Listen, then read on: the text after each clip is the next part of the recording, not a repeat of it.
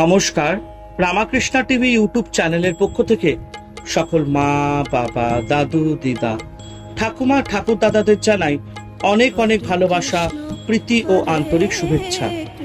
সবাই ভালো আছেন, ভালো থাকবেন। আমি আবারও চলে এসেছি শ্রী শ্রী রামকৃষ্ণ মিশনের শ্রীমদ্ ভগবদ গীতা সম্পর্কে আলোচনা করতে, যা সহজ সরল অনুবাদ ও ব্যাখ্যা করেছেন স্বামী লোকেশ্বরানন্দ মহারাজজি এবং সংকলন ও সম্পাদনা করেছেন স্বামী চিদরূপানন্দ মহারাজজি। আজকে আমরা আলোচনা করব শ্রীমদ্ ভগবদ গীতার থেকে সপ্তম অধ্যায় জ্ঞান বিজ্ঞান যোগ থেকে 11 নম্বর শ্লোক।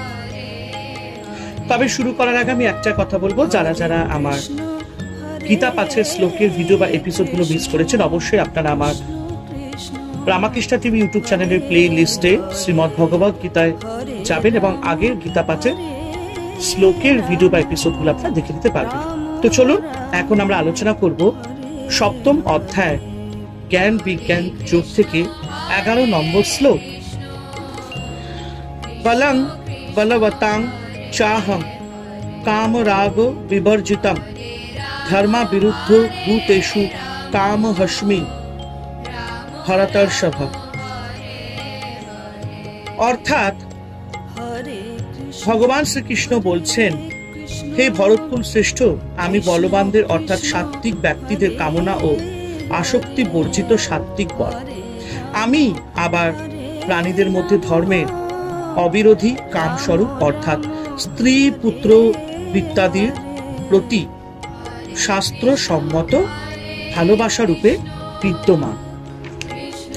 যারা বলবান তাদের মধ্যে আমি বল, কিন্তু সেই বল কামরাগ বর্জিত অর্থাৎ সাত্ত্বিক বল, যা ইন্দ্রিয়জ ভোগ বাসনা ও আসক্তি থেকে মুক্ত।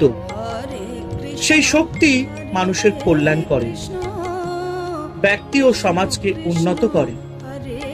এই ধরনের সাত্ত্বিক বলবান ব্যক্তির মধ্যে ভগবান হলেন সাত্ত্বিক বল। সাত্ত্বিক ব্যক্তিদের সাত্ত্বিক বল ভগবানের পরাপ্রকৃতি। ভগবানের পরাপ্রকৃতি সর্বভূতের সত্তা। বলবানদের বলই সারগুণ বা সত্তা বিশুদ্ধ আধ্যাত্মিক বলই ভগবানের পরাপ্রকৃতি। এই সাত্ত্বিক বলের দ্বারা মানুষের উৎকর্ষ সাধিত হয়। সাত্ত্বিক গুণের দ্বারা মানুষ ঈশ্বর লাভ করে। যে বল ধর্ম সাধনে শরীর, মন ও আত্মাকে রক্ষা করে, তাই ভগবানের সত্তা। আবার বল অনেক স্থলে কাম রাগের দ্বারা বিকৃত হয়ে পড়ে। সেই বল মানুষকে উৎকর্ষের পথে না নিয়ে অধঃপাতের পথে নিয়ে যায়। সেই রাগ দেশ আসক্তিযুক্ত বল ঈশ্বরের অপরা প্রকৃতি। বিশুদ্ধ কামনা ঈশ্বরের আধ্যাত্মিক পরা প্রকৃতি। কাম মানে ইচ্ছা, যা আমার নেই তা পাওয়ার ইচ্ছা। রাগ মানে ভালোবাসা, যা আছে তার প্রতি আসক্তি। এই ভালোবাসা অন্ধ ভালোবাসা, মোহ। এই দুই ভালোবাসার কোনোটাই শুদ্ধ নয়। শুদ্ধ ভালোবাসায় কোনো দুর্বলতা বা স্বার্থের স্থান নেই। শাস্ত্রসম্মত যে ভালোবাসা বিশেষত স্ত্রী পুত্র ইত্যাদির প্রতি, তা ঐশ্বরিক।